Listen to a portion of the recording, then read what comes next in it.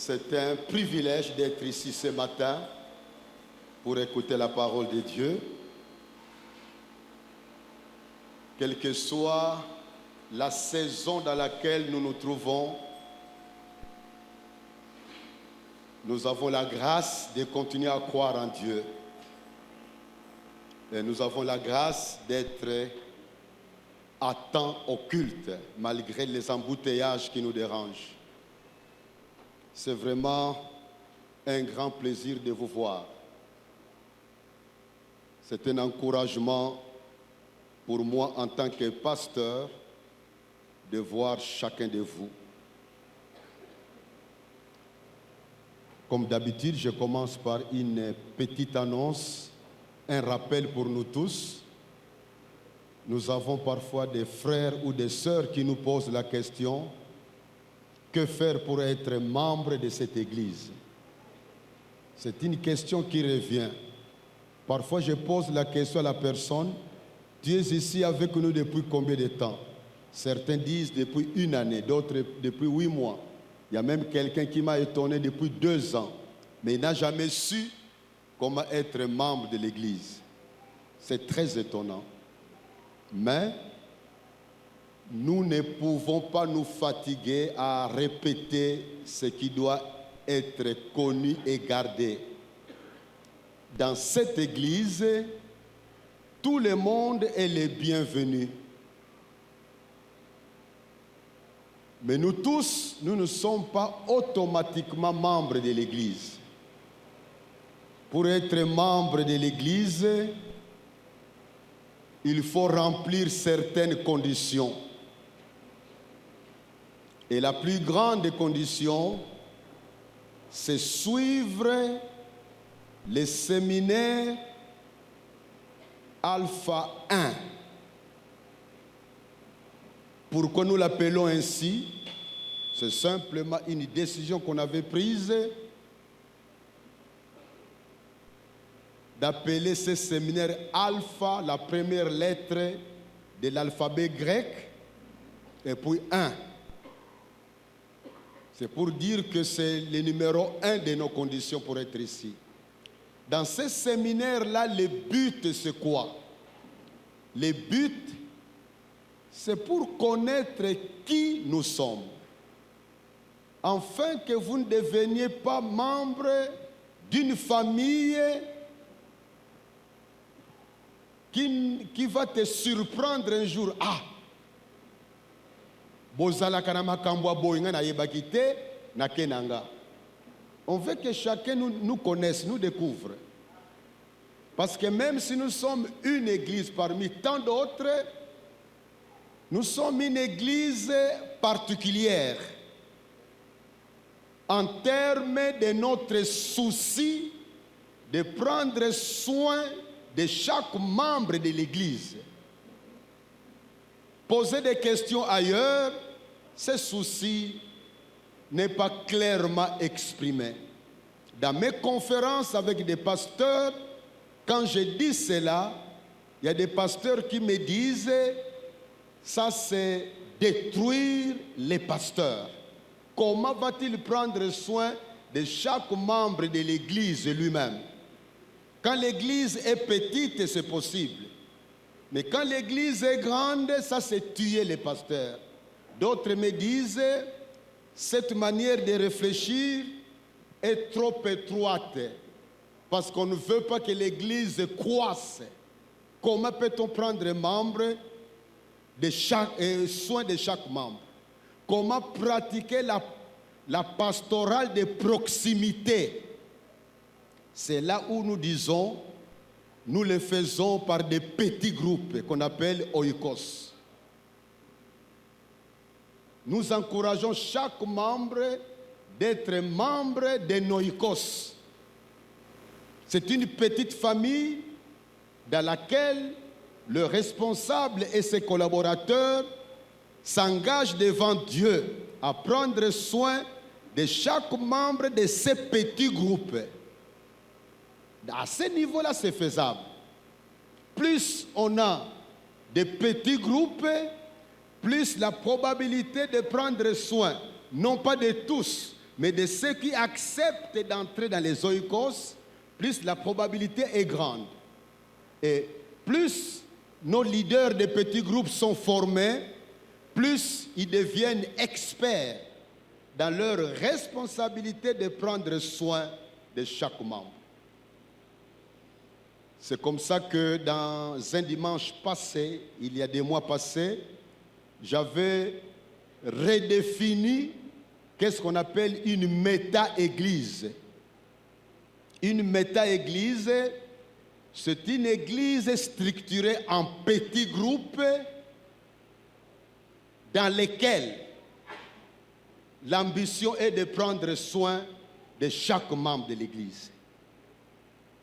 Donc on garde bien la notion, une église structurée en petits groupes, mais dans ces petits groupes-là, notre but principal, c'est accompagner chaque membre du point de vue spirituel. Prendre soin de chaque membre. Quand on n'a pas ces soucis-là, on peut se demander si on comprend qu'est-ce qu'on appelle une église. L'important n'est pas d'avoir plusieurs personnes qui viennent ensemble. Ça donne une certaine fierté au pasteur, ça grossit la tête, ça grossit aussi les offrandes, ça grossit les dîmes, mais ce n'est pas ça notre but principal. Nous croyons à la valeur de chaque personne qui vient chez nous. Que tu aies beaucoup d'argent ou pas, cela ne nous impressionne pas. Tu es une âme, nous devons prendre soin de toi. Que tu sois jeune, même enfant, les enfants qui sont à l'écodime, nous avons ce souci que chacun de nos membres croisse à la ressemblance de Jésus-Christ. C'est ça notre souci. Je suis conscient qu'on n'a pas encore reçu cela, mais on avance petit à petit pour qu'un jour nous disions, nous sommes enfin devenus une vraie méta-église. Donc, quand tu viens prier chez nous, tu n'es pas membre de Noikos, nous t'aimons, mais tu agis contre nous. Vous comprenez que quand tu aimes quelqu'un et que tu découvres qu'il agit contre toi, on devient prudent.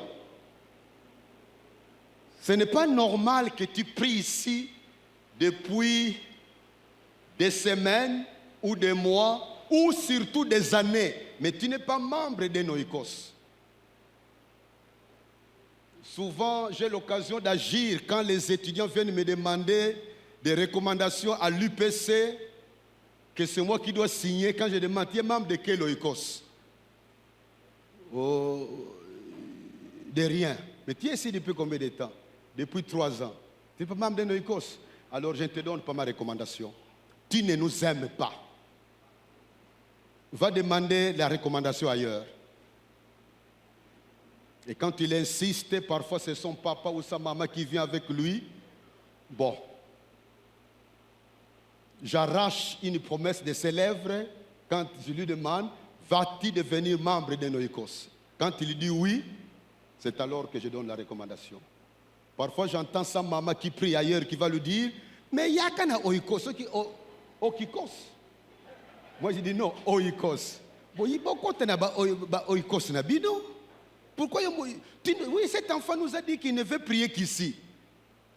Or, il ne remplit pas les conditions.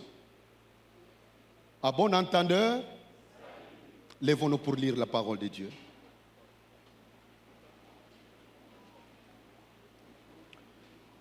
Nous allons lire dans 1 Corinthiens chapitre 15, verset 58. 1 Corinthiens chapitre 15, verset 58. C'est un verset que certains connaissent par cœur, un verset très fondamental qui nous encourage à servir le Seigneur d'une manière qui correspond à sa volonté. Il est écrit, « Ainsi, mes frères bien-aimés, soyez fermes, Répétons ferme. Disons ferme. Inébranlable. Répétons ces mots. Inébranlable. Travaillant de mieux en mieux à l'œuvre du Seigneur, sachant que votre travail ne sera pas vain dans le Seigneur. Prions. Dieu notre Père, nous sommes devant toi. Nous prions vraiment que tu bénisses ce moment de l'écoute de ta parole. Nous sommes ici pour t'écouter. Nous sommes ici pour recevoir ta parole de vie. C'est ta parole qui nourrit notre foi. C'est ta parole qui éclaire notre chemin. C'est ta parole qui nous rend plus sages que nos professeurs. C'est ta parole qui nous rend plus sages que nos vieillards. C'est ta parole qui nous montre le chemin à suivre. C'est ta parole qui nous révèle les principes pour être des amis dans ta famille. C'est ta parole qui nous enseigne comment profiter de ta grandeur, toi le Dieu infiniment grand. Bénis ce moment de l'écoute de ta parole. Enseigne-nous, parle à nos cœurs, presse les pas de nos frères et sœurs qui sont en retard. Au nom de Jésus, Amen. Acclamons la parole de Dieu. Acclamons la parole de Dieu. Amen. Assoyons-nous.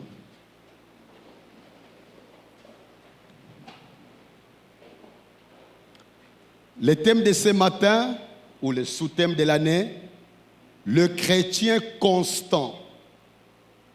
Le chrétien constant.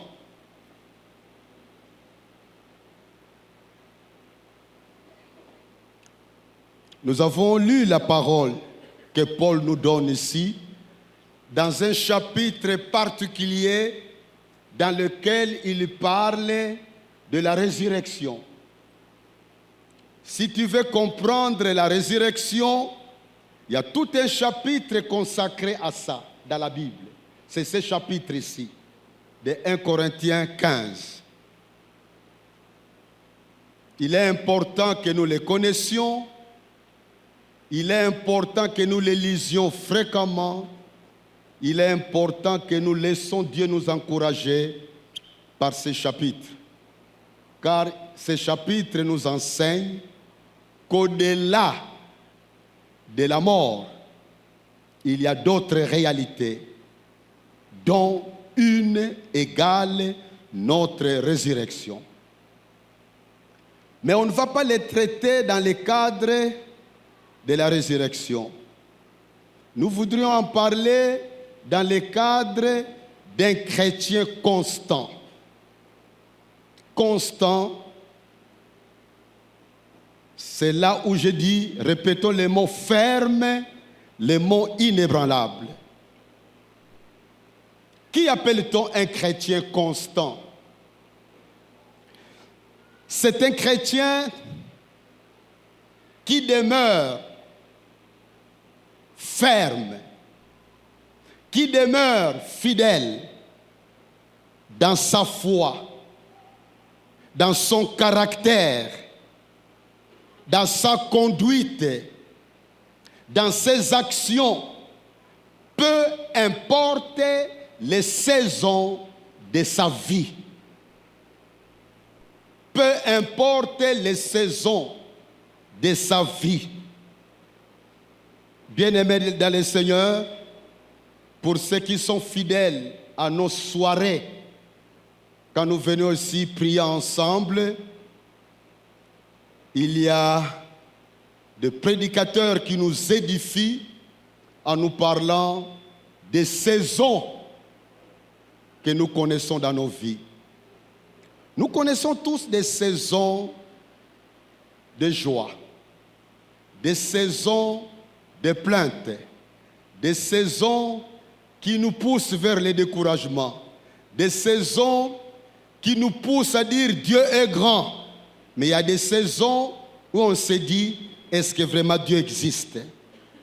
Alors les chrétiens constants, quelle que soit la saison qu'il est en train de traverser, il est soucieux de rester fidèle et ferme dans sa foi. Oui, la constance est l'une des grandes marques de la maturité spirituelle. La constance dans la foi, c'est l'une des grandes marques de la maturité spirituelle. Parce que la constance reflète une foi qui ne vacille pas devant les tempêtes. La constance reflète une foi qui est persévérante, qui ne se relâche pas malgré les épreuves. La constance reflète une fidélité qui ne se laisse pas séduire par les plaisirs du monde. La constance. Je prie que Dieu nous fasse comprendre ce thème de ce matin. Parce que c'est un thème fondamental dans la vie d'un chrétien. Montre-moi un chrétien qui est toujours debout dans le Seigneur. Depuis 5 ans, 10 ans, 20 ans, 30 ans, je te dirai, voilà l'exemple jusqu'aujourd'hui d'un chrétien constant. Je bénis le Seigneur. Depuis 1975 que j'ai connu le Seigneur, je connais plusieurs personnes avec qui nous louions ensemble le Seigneur à la PPI Kin. C'est à la PPI Kin que j'ai connu mes premiers pas dans le Seigneur. Je me suis converti dans l'église dont mon papa était le pasteur assistant d'un autre papa, Papa Lumingu, qui m'a conduit au Seigneur. C'était lors des grandes vacances de première licence pour passer à la deuxième licence. La licence à l'époque se faisait pendant 5 ans. C'est pendant ces grandes vacances-là que le Seigneur m'a capturé dans son filet. Quand les vacances ont pris fin, je suis venu à Kinshasa.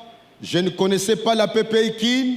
J'étais en train de chercher quelque part où il y a des chrétiens qui se réunissent et quelqu'un va me parler de la PPI Kin.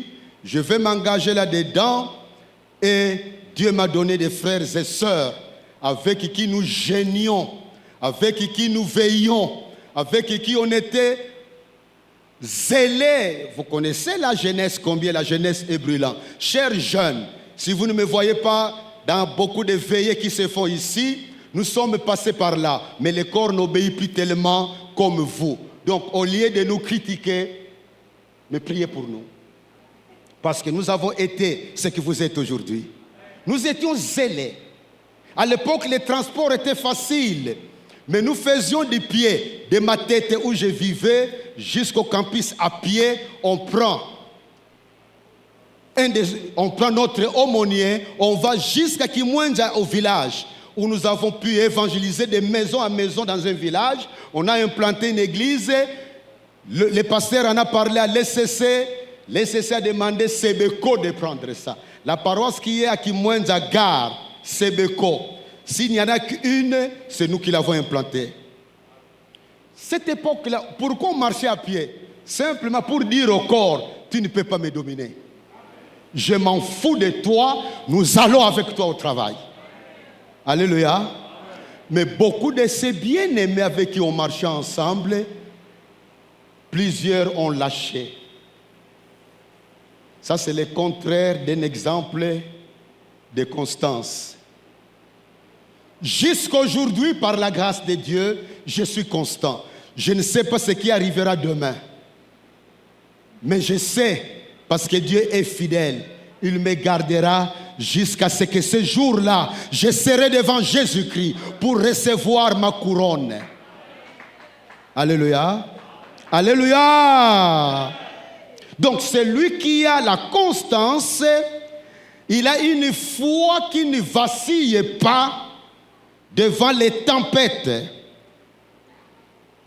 Sa foi est persévérante. Sa foi est toujours là, qu'il soit sur le sommet de la montagne ou dans la vallée.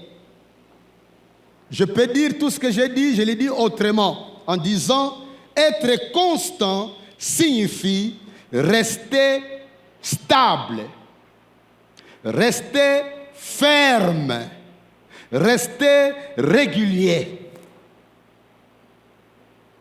Pour un chrétien, cela veut dire être le même dans la prière, la foi, l'amour, l'obéissance et le témoignage.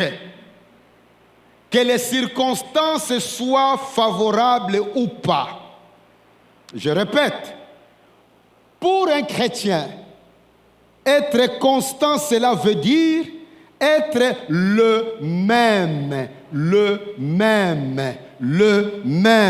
dans la prière, la foi, l'amour, l'obéissance et les témoignages, que les circonstances soient favorables ou difficiles, que la saison soit l'hiver ou printemps ou automne ou l'hiver, printemps, automne et quoi encore?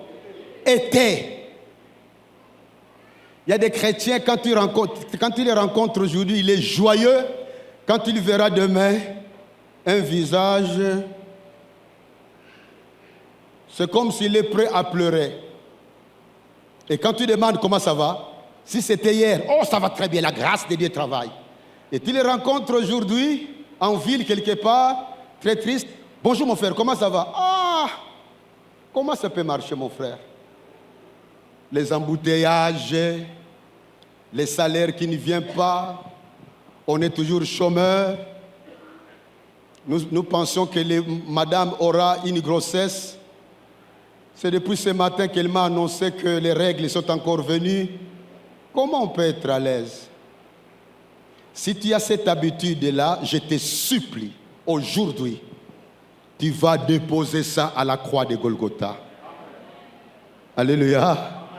Si tu as cette habitude-là, dépose ça. Ma prière est que chacun de nous restions des chrétiens constants. Le Seigneur a besoin de chrétiens constants. Je vous donne les fondements bibliques de cet enseignement. Le premier verset, c'est celui que nous avons lu. 1 Corinthiens 15, 58. Le deuxième verset, c'est Jacques 1, verset 12. Jacques 1, verset 12, il est écrit « Heureux l'homme qui supporte patiemment la tentation. Car après avoir été éprouvé, il recevra la couronne de vie. » Quand tu rencontres les mots épreuve dans un verset biblique ou les mots tentation dans un verset biblique, ça vient d'un mot commun, un seul mot en grec qu'on peut traduire par tentation ou épreuve. Donc on peut aussi lire ce verset en disant « Heureux l'homme qui supporte patiemment l'épreuve », la souffrance qui est dans ta vie pour éprouver ta foi. Heureux l'homme qui supporte patiemment l'épreuve, car après avoir été éprouvé, il recevra la couronne de vie. Tu ne peux pas croire que la vie chrétienne, tout est rose. Quand tu entends un tel monsieur qui prêche ça, je peux même te dire, quitte le culte, va ailleurs. Parce qu'il veut t'introduire dans un mensonge. Dans sa propre vie, s'il a l'occasion d'être honnête avec toi, il pourra aussi te parler de la litanie des choses qui le font mal au cœur. Parce que la vie chrétienne, c'est une école. Dans une école, on a des cours, on a des interrogations, on a des examens, on a des épreuves. Et notre foi est toujours éprouvée. C'est Dieu qui a voulu ça. Pour voir si nous sommes toujours croyants. Alors Jacques nous dit, quand tu es en train d'être éprouvé, supporte patiemment. Sois heureux de supporter patiemment. En d'autres termes, selon le vocabulaire de notre quinzaine, tu es dans un moment, dans une saison difficile, asphyxiant. Tu te rends compte que même pour avoir 500 francs, ça devient difficile. Jacques dit, supporte patiemment, en étant heureux. Parce qu'au-delà de ce moment-là, il y aura un temps où tu recevras la couronne de vie. Un autre verset biblique comme fondement de cet enseignement, c'est Hébreux 10, verset 23. Hébreux 10, 23. Retenons fermement la profession de notre espérance, car celui qui a fait la promesse est fidèle. Retenons fermement. On voit l'adverbe fermement. Cet adverbe a la même racine que le substantif, ou disons l'adjectif ferme. Voici un mur ferme. Oh là là, ça c'est contre la fermeté. Essayons ici. Voilà. Ce poteau ne bouge pas. Il est ferme. C'est vrai que sa fermeté va dépendre de ma force. Parce qu'un type qui est très très fort peut faire tomber ça. Mais cogner la tête, donne un coup de tête contre ce mur-là. Nous allons t'amener vite à l'hôpital. Parce que tu te causes du tort.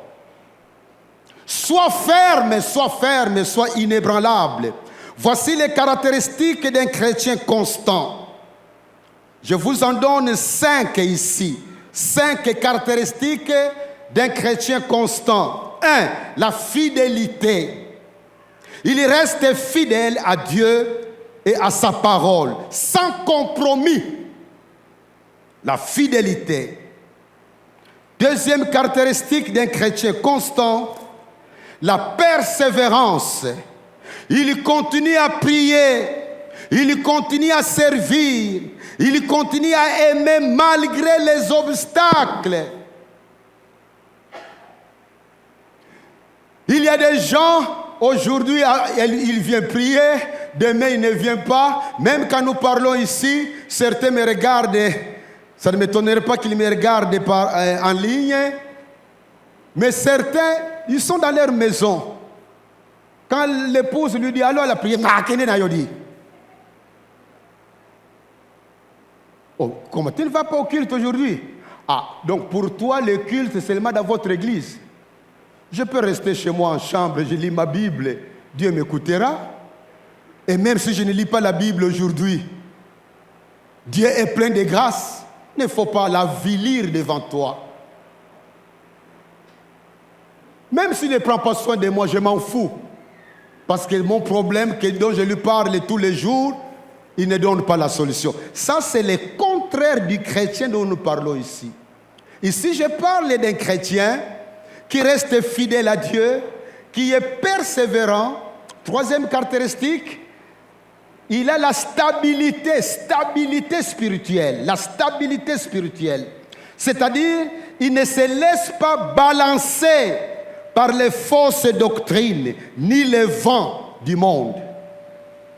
Il ne se laisse pas balancer par les fausses doctrines, ni les vents du monde. C'est un chrétien qui veille. Quand il entend un mauvais enseignement, il n'est pas prêt à dire Amen. Il n'est pas prêt à dire Amen. Quand on l'invite à poser un acte qui n'a pas de fondement biblique, il n'est pas prêt à obéir. Il n'est pas prêt à obéir. Il est même capable, vite, pendant le culte, de voir les responsables pour demander, est-ce que je peux faire ce qu'ils demandent ou pas? Parce que nous ne devons pas poser des actes sous pression. Alléluia. Quatrième caractéristique, la régularité. La régularité, c'est-à-dire sa vie chrétienne ne dépend pas de ses émotions. Ne dépend pas de ses émotions, mais dépend d'un engagement ferme. Il a pris la décision de suivre Jésus jusqu'au bout. Il s'engage à le faire.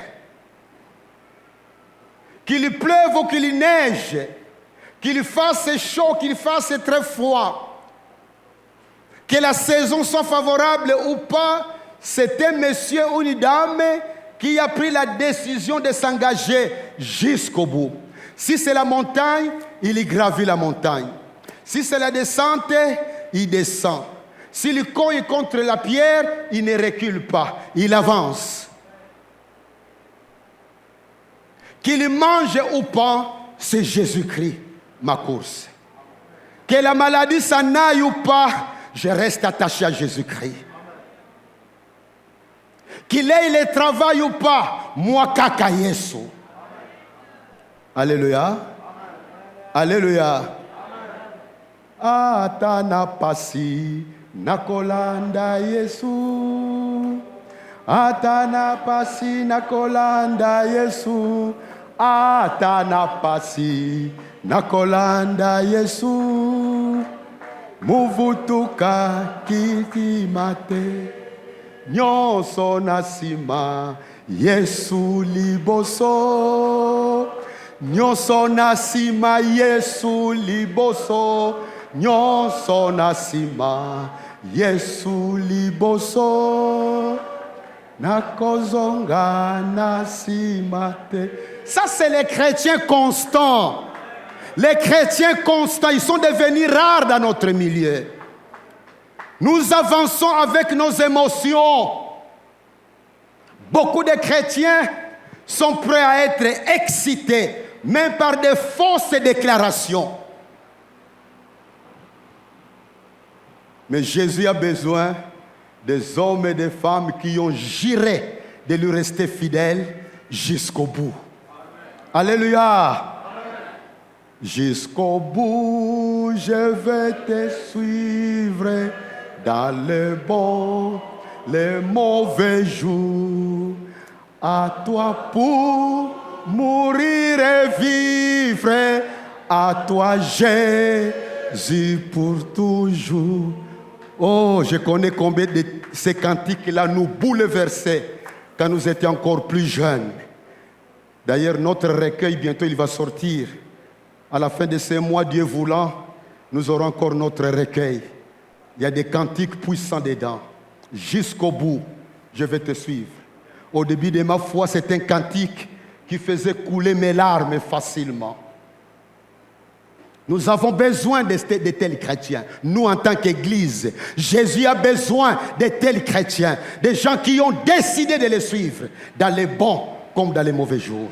Et non pas des chrétiens. Aujourd'hui, il y a beaucoup de chrétiens émotionnels qui sont prêts à être impressionnés. Il suffit de dire, take it! Les gens qui tombent, il est excité. Mais devant un problème qui ne se résout pas, il redevient encore amer, avec une mauvaise humeur. Il va au culte simplement pour voir des pièces de théâtre. Une église n'est pas un lieu de théâtre. Mais c'est un lieu où on prend l'énergie nécessaire pour vivre la vie chrétienne constante. Alléluia! Cinquième caractéristique, le témoignage durable. Témoignage durable, c'est-à-dire son entourage voit qu'il demeure le même dans sa foi, qu'il ait du succès ou pas, qu'il ait des difficultés ou pas, il demeure le même dans sa foi. Dans la Bible, nous avons plusieurs exemples des hommes de Dieu, des femmes de Dieu qui étaient constants. Je vous donne simplement 3 exemples.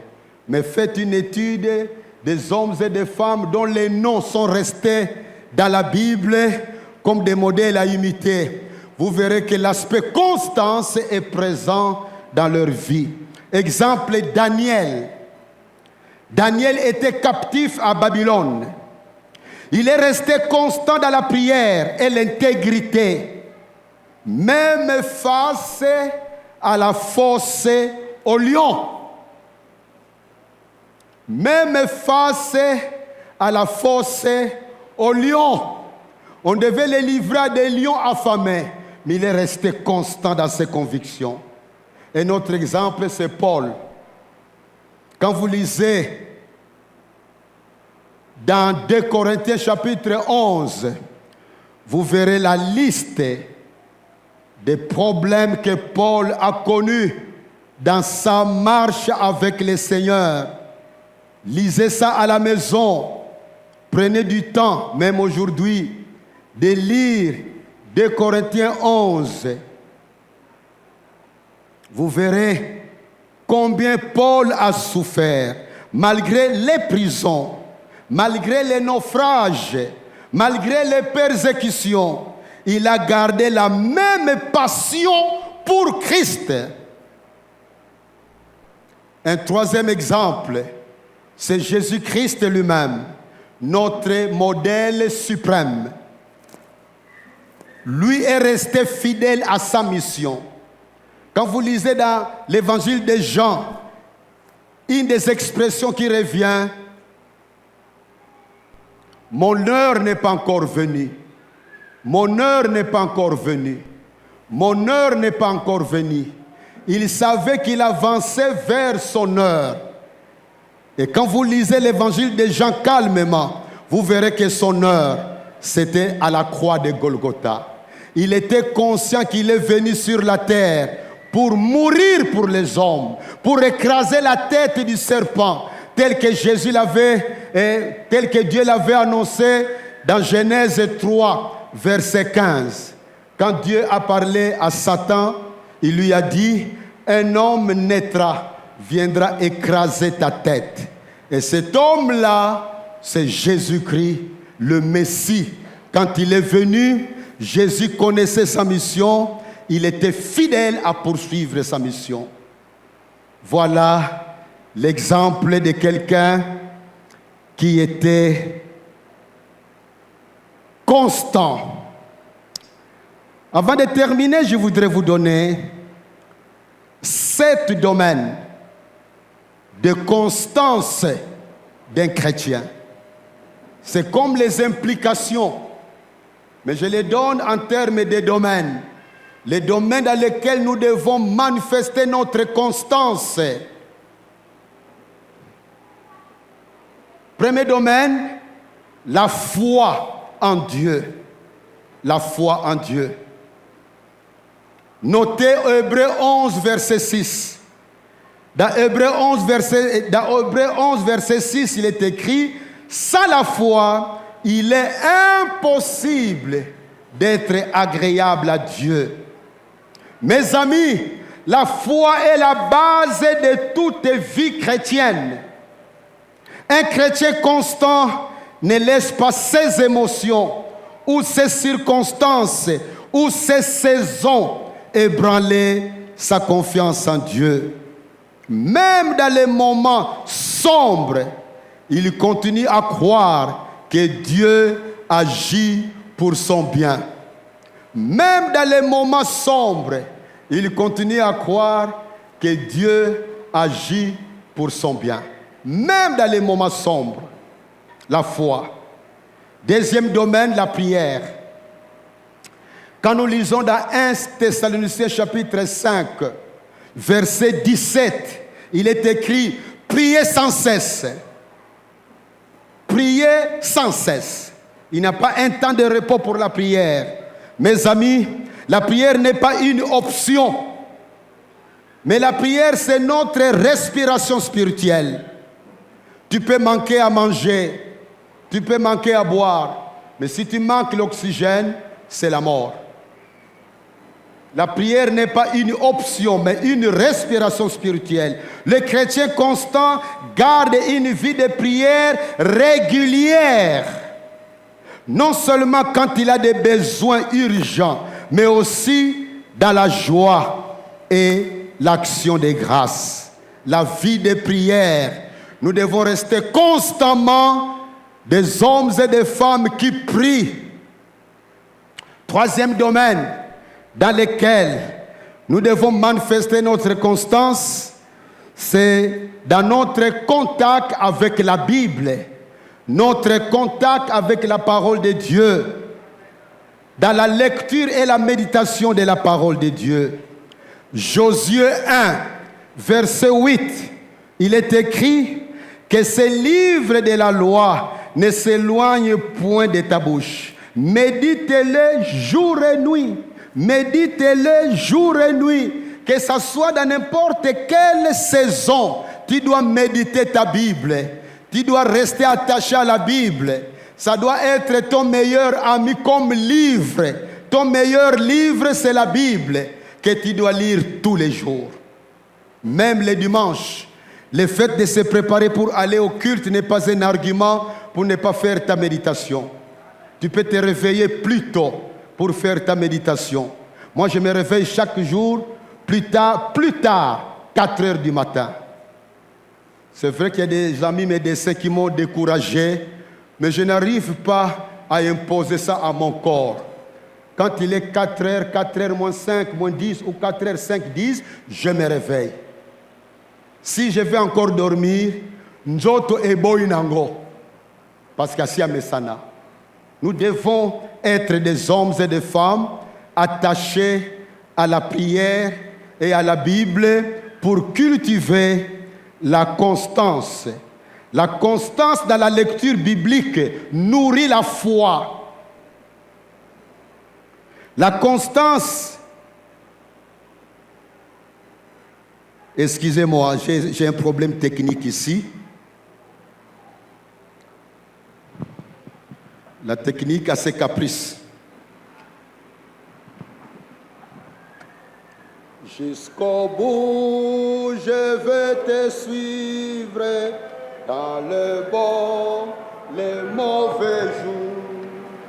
À toi pour mourir et vivre, à toi Jésus pour toujours. Jusqu'au bout, je vais te suivre dans le bon, les mauvais jours. À toi pour mourir et vivre, à toi Jésus pour toujours. Je disais, la constance dans la lecture biblique nourrit la foi. La constance dans la lecture biblique éclaire nos décisions. Les chrétiens constants se laissent transformer chaque jour par la parole. Les chrétiens constants n'abandonnent pas son contact avec la Bible dans les saisons de distraction ou dans les saisons d'épreuve. Le quatrième domaine dans lequel nous devons manifester notre constance, c'est le domaine de l'amour. Dans 1 Corinthiens 16, 14, il est écrit que tout ce que vous faites se fasse avec amour. Bien-aimés dans le Seigneur, l'amour n'est pas une émotion passagère, mais une décision. L'amour, c'est une décision. Je décide d'aimer mon oncle Benoît. Et tu t'engages à poser des actes qui montrent l'amour. Ce n'est pas une émotion passagère, mais une décision. Être constant dans l'amour, c'est aimer même les personnes difficiles, même les personnes que tu crois être sorcières. C'est pardonner sans se fatiguer, c'est refléter le cœur de Christ en toutes circonstances. Le samedi, j'avais une retraite avec des pasteurs d'une communauté de l'ECC. On m'avait demandé de parler de l'amour. De l'amour. Bien-aimés dans le Seigneur, je continue à dire que dans notre église, je refuse les prières qui tuent les sorciers. Ce n'est pas de l'amour. Jésus nous a dit, nous devons aimer même ceux qui nous maudissent. Nous devons prier. C'est Jésus qui a dit ça. Je regrette que dans certains moments, j'apprends que tel était en train de prier pour trouer les yeux d'un sorcier, mais quand il a écouté mes pas, il a transformé ça en prière de louange. Bien-aimé dans le Seigneur, je suis opposé à la sorcellerie, je suis opposé à la rose-croix, je suis opposé à la franc-maçonnerie, je suis opposé au message des Graal, je suis opposé à l'Ekankar, je suis opposé à Maïkari, mais je ne peux pas prier pour qu'il meure. Je prie pour qu'il se convertisse.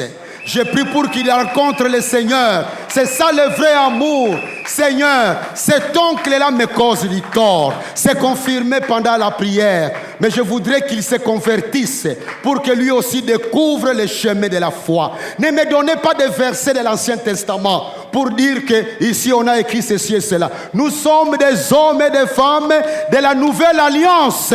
Alliance de l'amour, alliance du pardon, alliance de miséricorde, alliance de compassion, alliance où nous refusons. Aujourd'hui, pas ici dans cette église. Si tu n'es pas d'accord, au revoir. Mais un jour, tu me verras dans ton église parce que ton pasteur m'invitera pour prêcher là-bas. Alléluia. Cinquième domaine, le domaine de la sainteté et l'intégrité. La sainteté et l'intégrité.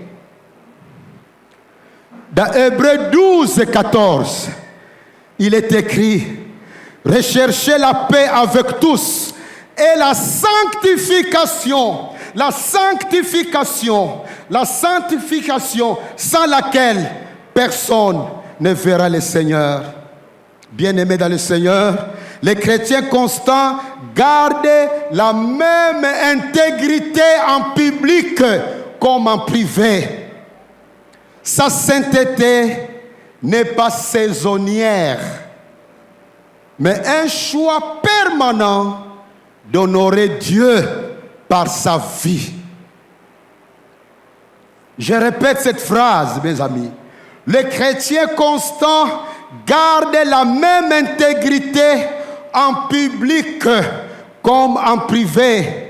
Sa sainteté n'est pas saisonnière, mais un choix permanent d'honorer Dieu par sa vie.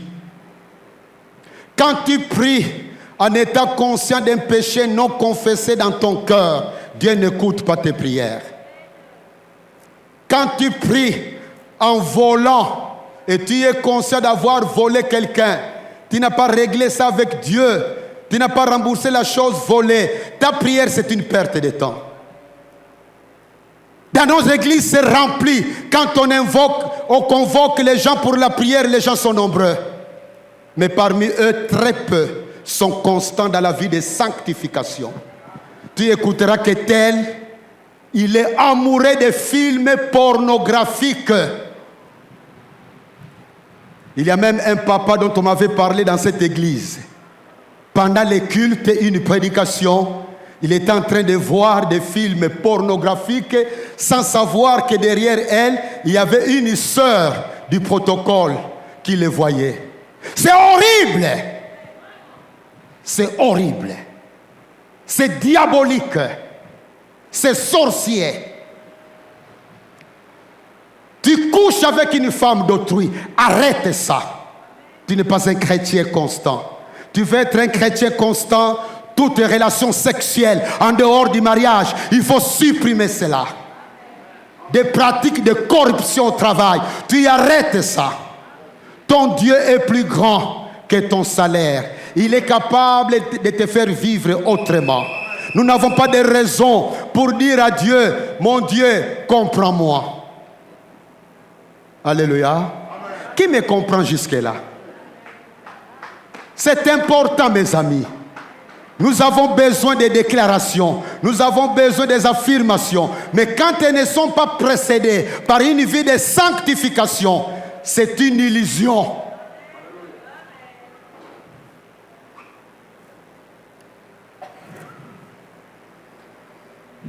Sixième domaine, l'avant-dernier, le service pour Dieu.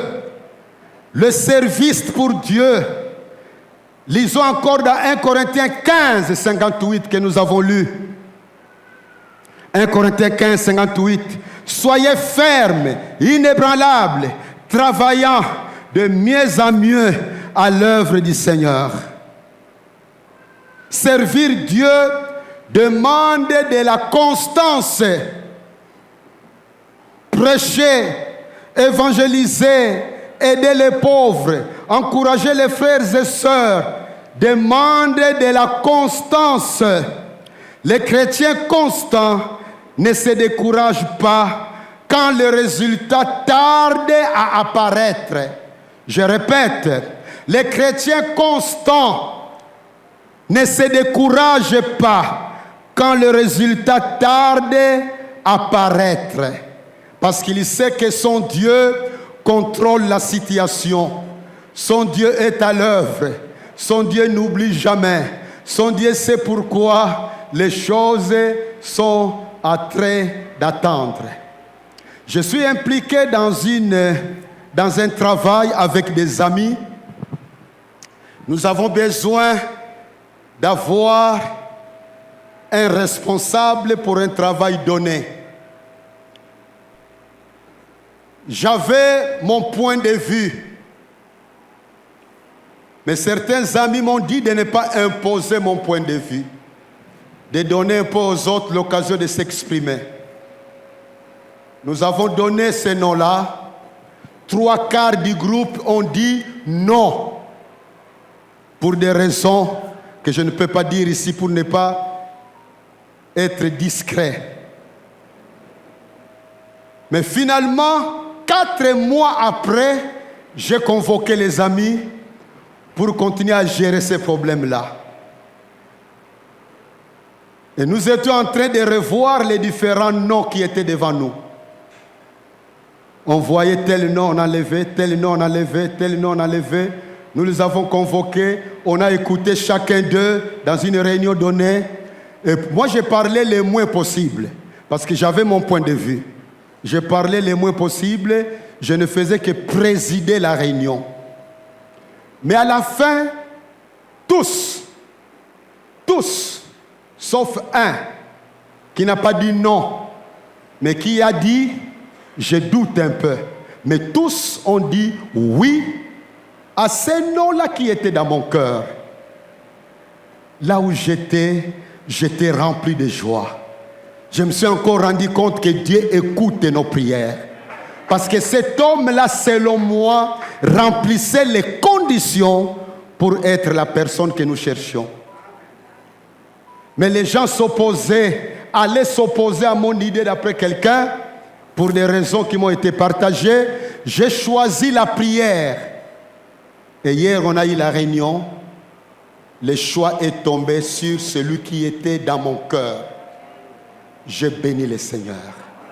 Mes frères et sœurs, avec le Seigneur, nous sommes dans une armée de joie, mais aussi de peine.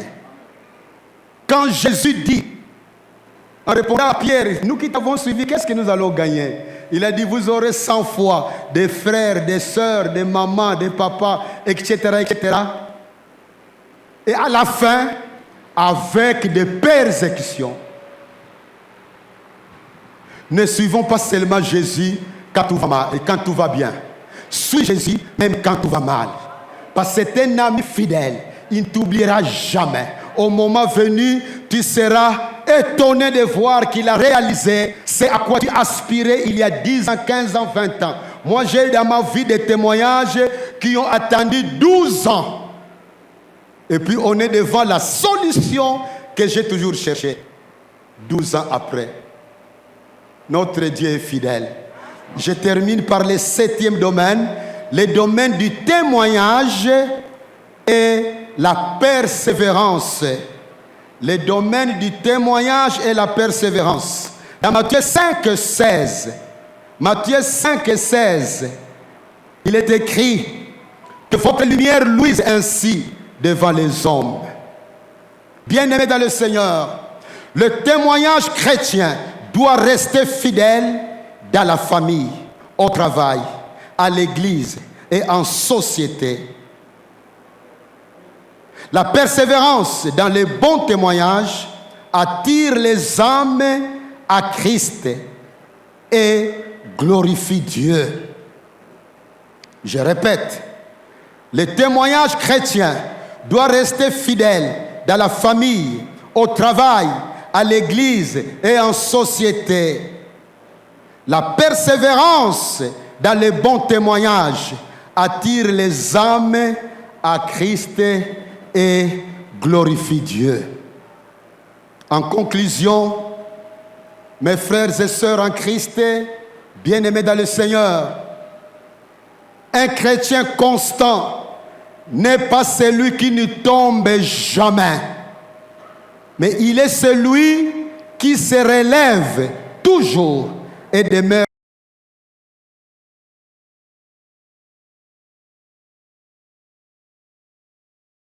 fidèle à Jésus-Christ jusqu'à la fin. Je répète, un chrétien constant n'est pas celui qui ne tombe jamais. En d'autres termes, il peut aussi tomber dans un péché, mais il est celui qui se relève toujours et demeure fidèle à Jésus-Christ jusqu'à la fin. David, c'est un exemple d'un homme de Dieu constant. Et pourtant, il n'était pas parfait. Mais il savait revenir à Dieu avec un cœur repentant. Il savait retourner à Dieu avec un cœur repentant. Sa constance, la constance du chrétien constant, sa constance manifeste au monde. La constance du chrétien constant manifeste au monde que sa foi est vivante et enracinée dans le Seigneur. On sait voir qu'il sait en qui il a cru. Quand tu suis Jésus comme féticheur, tu seras déçu. Parce qu'il n'est pas féticheur. Si tu suis Jésus uniquement pour des bonnes choses qu'il donne, tu seras déçu. Parce qu'il y a des moments, il permet que tu connais des moments durs, non pas parce qu'il est méchant, mais il est semblable, je l'ai dit souvent ici, à une maman qui amène son enfant malade à l'hôpital. L'enfant a déjà été là, il a vu qu'on l'avait troué par quelque chose qu'une dame en tenue blanche portait. C'est la seringue. Et l'enfant arrive à l'hôpital, maman cède l'enfant à l'infirmière. L'enfant qui pleure, maman, tu me laisses à cette tantine. Et puis la tantine prend quelque chose là qui faisait peur à l'enfant. On lui perce ça aux fesses. Parfois, ça se fait toute une semaine. L'enfant peut croire. S'il y avait une conférence des bébés sur la méchanceté ou la bonté des mamans, beaucoup de bébés allaient parler dans cette conférence-là que nos mamans sont gentilles, mais parfois ils sont méchants. Ils nous abandonnent à des femmes en blouse blanche pour nous trouer aux fesses. Mais quand l'enfant va croître, il va se dire « Ah, maman était gentille. Sans ce traitement-là, j'allais être paralytique. Sans ce traitement-là, j'allais être aveugle. Sans ce traitement-là, j'allais avoir un défaut dans mon corps qui n'allait pas me quitter. » Dieu est bon. Il est très, très bon. Soyons constants quand nous le suivons. Quelle que soit la saison, restons fidèles à Dieu. Restons fermes à Dieu. Restons attachés à Dieu. Restons confiants en Dieu. Restons obéissants à Dieu. Notre Dieu est fidèle. Notre Dieu est fidèle. Notre Dieu est fidèle. Dommage pour ceux qui l'abandonnent. Dommage pour ceux qui les quittent. Dommage pour ceux qui les laissent tomber. Parce que simplement, ils ont été trompés par l'ennemi. Je voudrais que toi et moi, nous soyons membres de l'armée des chrétiens constants. Ils ne sont pas nombreux, mais toi, tu peux être membre de cette armée-là. C'est question simplement de prendre la décision et Jésus te donnera la force. Nous pouvons écouter tout ce qu'il nous enseigne, mais soyons prudents et discernants. Si un enseignement n'est pas enraciné dans la Bible, il faut être prudent pour ne pas être emporté. C'est vrai que dans nos prières, souvent nous demandons, je vais avoir des enfants, je vais avoir le mariage, je vais avoir la bonne santé, je vais avoir le travail. Ce n'est pas mauvais, mais ça ne doit pas être la priorité dans nos prières. Jésus l'a dit dans Matthieu 6, 33. Cherchez d'abord le royaume de Dieu et sa justice. Et le reste des choses vous seront données par surcroît. Les restes vous seront donnés par surcroît. Notre Dieu est fidèle. Fermons nos yeux, nous allons prier. S'il y a un frère ou une sœur qui ces derniers temps a été visité par le découragement, parce qu'il y a un problème qui reste sans solution dans sa vie, il a l'impression d'avoir fait toutes sortes de prières. Parfois, il se demande même s'il n'y a pas de prières secrètes qu'il faut connaître. Tu as été visité par le découragement parce que dans ton foyer, ça ne marche pas. Parce que tu cherches l'argent pour atteindre un objectif, ça ne vient pas. Je ne connais pas la raison pour laquelle tu as été visité par le découragement. Mais tu veux, grâce à cet enseignement, renouveler ton souci de rester constant dans ta vie de foi. Si telle est ta décision, lève-toi, je vais prier pour toi. Lève-toi. Merci. Merci. Merci. Jusqu'au bout, je vais te suivre dans le bon, le mauvais jour. À toi pour mourir et vivre, à toi Jésus pour toujours. Levez vos mains en l'air, vous qui êtes debout. Dieu notre Père, je te recommande mes frères et sœurs debout. Je réclame que tu interviennes dans leur vie, que tu leur donnes la grâce d'être constants dans leur marche avec toi. Que tu leur donnes la grâce de te faire confiance dans tous les aspects de leur vie. Même quand tu traînes à donner de l'exaucement à leurs prières, donne-leur la grâce de croire que tu es bon, tu attends les meilleurs moments. Nous parlons des saisons. Toi aussi, tu agis à travers des saisons. Merci de savoir dans quelle saison nous aurons la réponse à nos prières. Touche mon frère, touche ma soeur. Et si l'un d'eux est sous l'influence des puissances des démons, je détruis cette